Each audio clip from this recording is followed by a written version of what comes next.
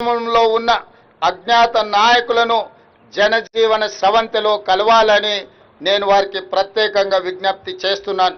ఇటీవల కొందరు మావోయిస్టు కీలక నాయకులు లొంగిపోయిన విషయం మీ అందరికీ తెలిసిందే. అజ్ఞాతంలో ఉన్న మిగిలిన మావోయిస్టులు కూడా జనజీవన స్రవంతిలో కలిసిపోయి దేశాభివృద్ధిలో భాగస్వాములై తెలంగాణ రాష్ట్ర పునర్నిర్మాణంలో వారి యొక్క వంతు కర్తవ్యాన్ని నిర్వహించాల్సిందిగా మావోయిస్టులకు ఈ వేదిక మీద నుంచి విజ్ఞప్తి చేస్తున్నా.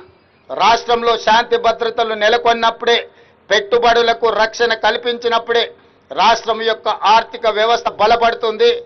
నిరుద్యోగ యువకులకు ఉద్యోగ ఉపాధి అవకాశాలు కల్పించబడుతుంది.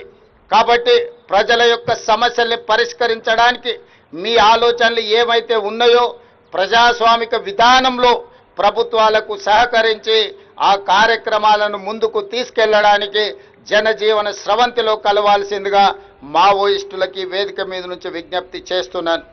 ప్రజా సంక్షేమం పట్ల నిబద్ధతతో పనిచేసి